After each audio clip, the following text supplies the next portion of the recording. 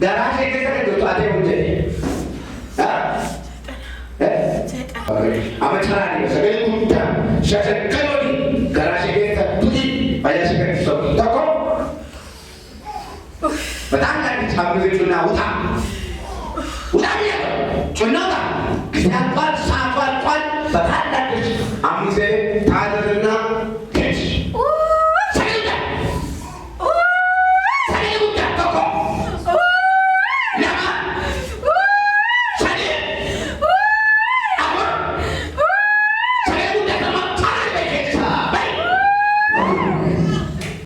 ishee gargaaree waaqayyo gooftaa guddaa kanaa fi saba waaqayyo irratti gaggabaabsitee yerootti dhugaa baatu ta'a. Nagaa oltanii obboleeyyan koo. Yesuus haa ulfaatu. Yesuus bara baraan haa eebbifamu.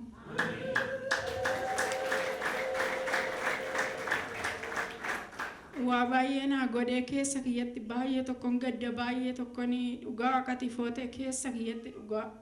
Bineensuma natti naqeetuma bakka maadduma kiyyarraa akkuma hantuuta hirribaa bakka korniisii baddaa olii gaddeemee bakka maaddii kiyyarraa soofarratti bahee firiijii irratti bahee televezyiinii irratti bahee bakka zim jedheetuma hirriba na dhoowweetuma halkan muluu ka'eetuma maabiraatii qabsiisetuma eeggatuma bulee akkuma namaatitti tan ofirraa eegaa bulee akka bineessa bakka torban lama dirasii dhufeen jilbiifadheen boo'ee kaza zim jedheetuma nama oduman kadhadhee oduman salli'adhu anamma sodaadhee. Kootu si waamamaa diddaan an jedhe joon nama kee keessa namni dhukkubu jiraannaan obboleessa kiyya baqqalaa dhukkuba jennaan ani baqqalaan agarree sin arge kootu naan jedhe dhugaa na waraana akka malee na waraana oduman isaa ari'uu qorri nagalee natti fakkaate kazanaa kadhatanii ergasii rafeen buulee bineensa sanii narraa hidhee ammarree Yesuus haa ulfaatu.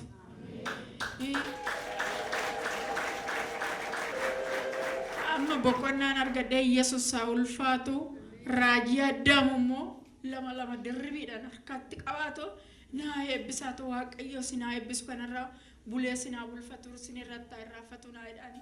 Waaqayyo sinaa eebbisu ayyaana isaa siniif haa baay'isu amma dhumaatti jabeessees. Waaqayyo sinis haa eebbisu amma dhumaatti dhugaa baatu Kiristoos ta'eefi.